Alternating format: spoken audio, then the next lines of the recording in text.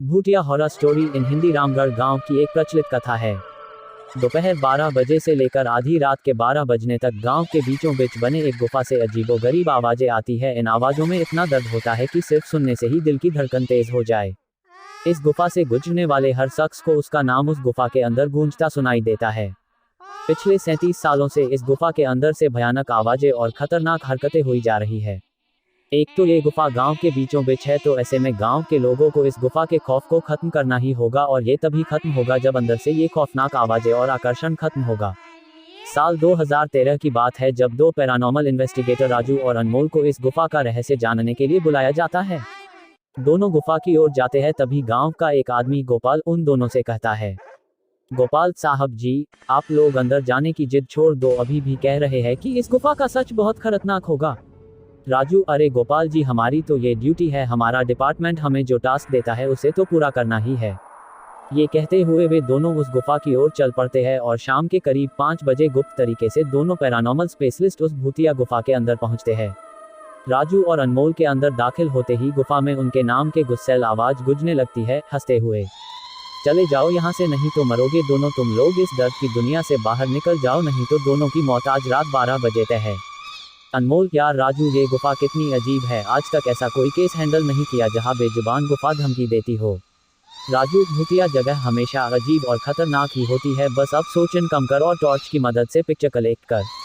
अनमोल गुफा की हर तरफ से पिक्चर कलेक्ट करते करते आगे बढ़ने लगता है। अनमोल को तभी बड़े बड़े कदमों की आवाज सुनाई देने लगती है। ये आवाज उसके ठीक बगल से आ रही थी। वो उस कदमों के आवाज का पीछा करते करते गुफा के आखिरी ओर पहुंच जाता है।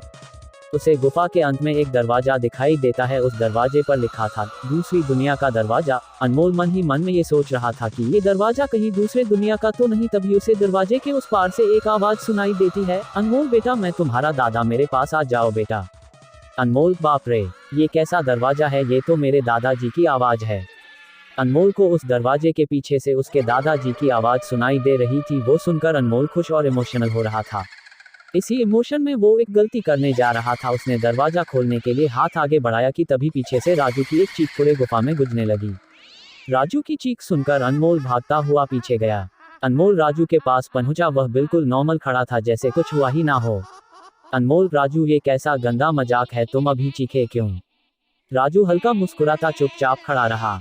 इसके बाद अनमोल राजू को उस दरवाजे की ओर चलने का इशारा देता है। दोनों उस गुफा के अंत में उस दरवाजे की ओर पहुंचते हैं जहां से दूसरे दुनिया का रास्ता शुरू होता है।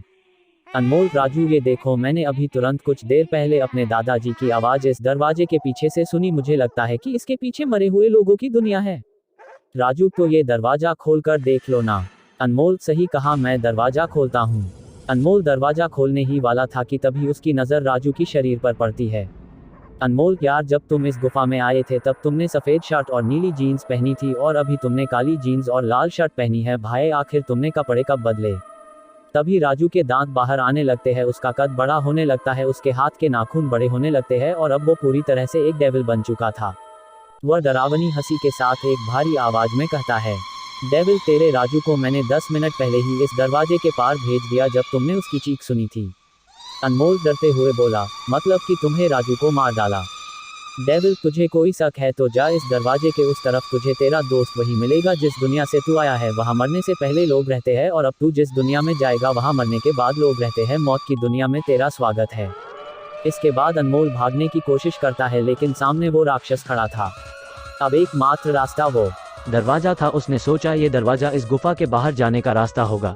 अनमोल खुद की जान बचाने के लिए दरवाजा खोल देता है। उसको दरवाजे के अंदर पूरा अंधेरा दिखाई देता है। उस दरवाजे के अंदर से रोने और चिल्लाने की आवाजें आने लगती है। अनमोल इससे पहले कि दरवाजे को बंद करता, एक लंबा सा हाथ उस दरवाजे के अंदर से आया और अनमोल को उस दूसरी दुनिया की तरफ खींच लिया। इससे अनमोल की एक तेज चीख निकल गई और वह डेविल भी जोरों से हंसने लगा। आज तक कई लोगों ने गुफा के अंदर जाकर उसके रहस्य को जानने की कोशिश की है, लेकिन कोई भी उस गुफा के रहस्य को जान नहीं सका।